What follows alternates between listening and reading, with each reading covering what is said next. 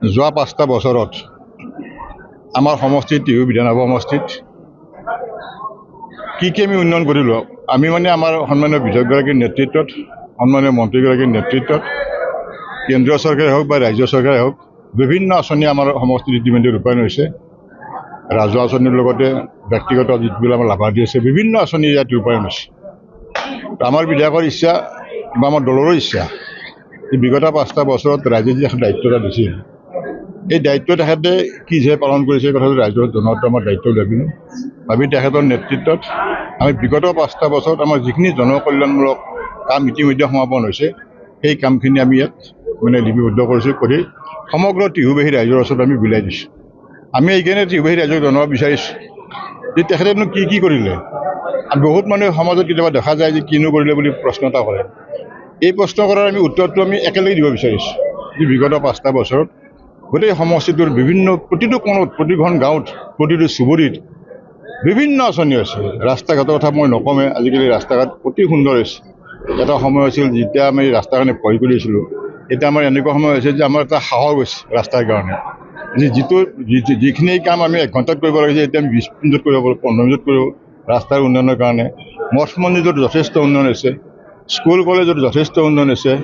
গতিকে এতিয়া এই যে উন্নয়ন হৈছে বুলি কৈ আছোঁ, এই কথাখিনিতো আমি ৰাইজৰ মাজত নিব লাগিব। নিয়াৰ আমি ভাবিলোঁ যে এটাই ৰাস্তা আছে, এই ৰাস্তাটো হৈছে আমি পুস্তিকাৰ আকাৰত যদি সমষ্টিৰ প্ৰতিখন গাঁৱত, প্ৰতিখন পঞ্চায়তত, প্ৰতিটো চুবুৰীত আমি যদি ইয়াত কিতাপখন বিলাব পাৰোঁ, তেতিয়া ৰাইজখিনি গম পাব যে সঁচা অৰ্থত মানে টিহু বিধানসভা সমষ্টিৰ সন্মানীয় বিধায়কগৰাকীয়ে কাম কৰিছে। গতিকে এইটো আমাৰ মূল লক্ষ্য আৰু এইটো উদ্দেশ্য। আৰু আগন্তুক দিনতো আমি ঠিক এই ধৰণেই আগুৱাই যাম।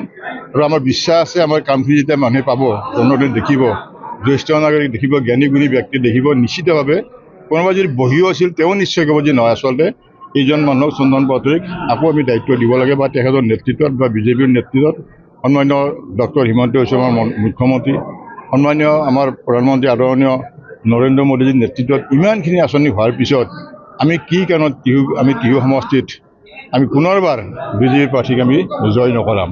ঠিক এই ধৰণৰ মানসিকতা আমাৰ এটা আছে, আৰু আমি ভাবোঁ এই পুস্তিকাখনৰ জৰিয়তে এই মানসিকতাটো অধিক গঢ় লৈ উঠিব আৰু সমাজখন উপকৃত হ'ব। আচলতে আজি আমাৰ সন্মানীয় মন্ত্ৰীগৰাকী থকা কথা আছিল, তেখেতে আহিছিল, ৰঙিয়া পাইছিল, এনেতে তেখেতৰ এটা অফিচিয়েল অতি জৰুৰী কথাৰ কাৰণে তেখেতে উভতি যাব লগা হ'ল। য'ৰ পৰা তেওঁ হয়তো 20 মিনিট বা 25 মিনিট আমাৰ সভাস্থলীখন পালে হ'ল, তাৰ পৰা তেখেতে উভতি যাব লগা হ'ল, যিটো এৰাব নোৱাৰা কাম। তো তেখেতে আমাক লগে লগে আমাৰ উদ্যোক্তাসকলক জনাইছে, আমাৰ জিলা সভাপতিক জনাইছে যে আচলতে মোৰ এনেকুৱা এটা জনৰ কথা হ'ল, যিটো কাৰণে মই ঘূৰি নগ'লে মোৰ অসুবিধা হ'ব। কিন্তু যদি মই ঘূৰি যাই গুৱাহাটীৰ পৰা পুনৰ মই আহোঁ, তেতিয়াও মিটিংখন বহুত দীঘলীয়া হ'ব, মানুহে বেজাৰ পাব, ৰমজান মাহ, মানুহৰ কষ্ট হ'ব। গতিকে আমি কাকো কষ্ট নিদিওঁ, আপুনি যাওক, আমাৰ মণ্ডল সভাপতিসকল আছে, আমাৰ জ্যেষ্ঠ কাৰ্যকৰ্তাসকল আছে, আপোনালোকে ধুনীয়াকৈ মিটিংখন সমাপ্ত কৰক। আৰু সেইকাৰণে আমি তেখেতৰ পৰামৰ্শৰ মতে লগ লাগি আমি জ্যেষ্ঠ যিখিনি মানুহ আছিল, আজি ইয়াত আমি 2-4জন ব্যক্তিৰ কথা পাতিছোঁ যে এনেকুৱা ধৰণৰ ঘটনা এটা ঘটিল, ছাৰটো মানে পাটোৱাৰী ছাৰটো উভতি যাব লগা হ'ল। গতিকে মিটিংখন আমি দীঘলীয়া কৰিম বা ৰম নে কি কৰিবলৈ নালাগে, যিহেতু তেখেত এটা দায়িত্বশীল মন্ত্ৰী অসমৰ। গতিকে আপোনালোকে মিটিংখন চলক, আমি আপোনালোকৰ লগত আছোঁ, সদায় থাকিম। গতিকে আমি মিটিংখন আৰম্ভ কৰিলোঁ আৰু আমি এটা সুন্দৰ সময়ত মিটিংখন সমাপ্ত কৰিলোঁ। নগাঁও বটদ্ৰৱা সমষ্টিৰ আজি তাৰিখলৈকে ৰাজনৈতিক বতাহ কোনফালে আছে? শাসকীয় পক্ষত আছে নে বিৰোধী পক্ষত আছে? শাসকীয় পক্ষতো নাই, কাৰণ মানুহবিলাকে এতিয়া কয় যে 10,000 টকা দিছে, অমুক আঁচনি দিছে। এতিয়া ৰাইজেও আলোচনা কৰা আৰম্ভ কৰিছে আৰু যে আমাৰতো টেক্সৰ পইচাহে আমাক দিছে, তেওঁলোকে নিজৰ ঘৰৰ পৰা টকা বুলি আনে। যাৰ ঘৰত এটাও চাকৰি নাই, তাৰ ঘৰত বহুতে চাকৰি পোৱা নাই, সেইটো লৈ সন্তুষ্ট নহয়। এঘৰত কোনোবা ঘৰতে মেৰিটৰ নামত 3টা-4টা চাকৰি পাইছে, পাব লাগে। কিছুমান চাকৰি মেৰিটত দিব লাগে, সেইটো আদৰণি জনাব লাগিব। কিন্তু কিছুমান চাকৰি আছে মেৰিটত নিদিলেও হয়। যাৰ ঘৰত এটাও চাকৰি নাই, মাটি ঘৰো নাই, ভাড়া ঘৰত থাকি বাপ মাকে জন্মকেইটা পঢ়াই শুনাই কৰিলে, মেৰিট টিউশ্যনো দিব নোৱাৰিলে, তেনেকুৱা কিছুমান মানুহক যাৰ ঘৰত এটাও চাকৰি নাই, আচলতে উপান্ত খেতি মাটিও নাই, এনেকুৱা 2-এটা চাকৰি দিয়া কিবা এখন আইন বনালে বেয়া নহয়। আৰু নগাঁও বটদ্ৰৱা সমষ্টি ডিলিমিটেশ্যনত বটদ্ৰৱা মহাপুৰুষ শ্ৰীমন্ত শংকৰদেৱ ডিলিমিটেশ্যনত আটাইতকৈ নগাঁও ডিপ্ৰাইভ হৈছে। এটা সমষ্টি এখন জিলাৰ পৰা নাইকিয়া হোৱা মানে কেইবাশ কোটি টকাৰ পৰা বঞ্চিত হয়। তাতে বৰদোৱা সমষ্টিটোৰ বিলুপ্তিকৰণটোৱে বৰদোৱা শব্দটোৰ লগত আমাৰ গুৰুজনাৰ নামটো জড়িত হৈ আছে। গতিকে আমাৰ গুৰুজনাৰ সেইখিনি সময়ত উগ্ৰ শাক্তবাদসকলে সেইখনক আমাৰ গুৰুজনাকেই মাৰিবৰ কাৰণে ষড়যন্ত্ৰ কৰিছে। কিন্তু ৰজা নৰনাৰায়ণে পৰীক্ষা কৰিলে যে হাতীত ভুৰুকা ভৰাই জীয়াই আনিব সেয়ে শ্ৰেষ্ঠ পণ্ডিত। ভাগৱতখন গুণমালা কৰি সৰুকৈ লিখি সেইটোকে হাতীত ভুৰুকাই নিয়া ভৰাই নিয়া বুলি ক'লে বাদী পণ্ডিতসকলে নোৱাৰিলে। হাতী আমি ভুৰুকাত কেনেকৈ ভৰাম? এক শ্ৰেষ্ঠ পণ্ডিত হ'ল। আৰু সেই নামঘৰ সংস্কৃতিটো য'ত ভাওনা, সেই নামঘৰ সংস্কৃতিৰ লগত কোন জড়িত আছিল তেতিয়া? নগাৰ নৰোত্তম, গাৰোৰ গোবিন্দ, পৰমানন্দ দলে, পুৰুষোত্তম দাস, মুছলমানৰ চান্দখাই, সকলো জনগোষ্ঠী।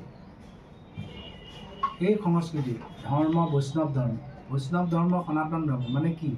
আত্মা পৰমাত্মা, অৰ্থাৎ মানৱ ধৰ্ম মানৱ জাতি। মৰাৰ পিছত আমি ক'লৈ যাম? মৰাৰ পিছত মই ক'ত জন্ম? মই দুখীয়া ঘৰত হ'ম নে ধনী ঘৰত হ'ম? মই হিন্দু হ'ম নে খ্ৰীষ্টান হ'ম নে মুছলমান হ'ম নে ইহুদী হ'ম নে কি হ'ম?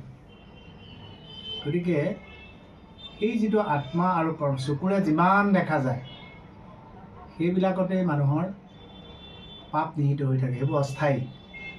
আৰু যিটো চকুৰে নেদেখা আত্মা, যাৰ কাৰণে মই কথা কৈ আছোঁ, আপোনালোকে মোক কেমেৰা কৰি আছে, শব্দ আপোনালোকে শুনি আছে, শব্দ চকুৰে নেদেখে, শব্দ শক্তি চকুৰে নেদেখে, এইবিলাক তাত সেই আত্মাতে সংস্কাৰ থাকে। দয়া, কৰোণা, মমতা, নিস্বাৰ্থ প্ৰেম, সেৱা, এই সকলোবিলাক আত্মাত থাকে। গতিকে সেইটো তাত শিকাইছিল। গতিকে ভাওনা সংস্কৃতিৰ যোগেদি, নামৰ যোগেদি তেওঁ যি সংস্কৃতি এটা গঢ়ি তোলে, সেইটোৱে অসমীয়া সংস্কৃতি। পিছত আহোম ৰাজ্যলৈ গ'ল, মটক ৰাজ্যলৈ গ'ল, সকলো ৰাজ্যলৈ গ'ল। আৰু সেই আমি একত্ৰিত অসমীয়া সমাজ, বৃহত্তৰ অসমীয়া সমাজ। সেইকাৰণে বৰদোৱা নামটো এইটো আমি যিমানখিনি প্ৰতিবাদ, যিকোনো খবৰৰ বাবে যোগাযোগ কৰক আমাৰ এই নম্বৰত 9181 307 221।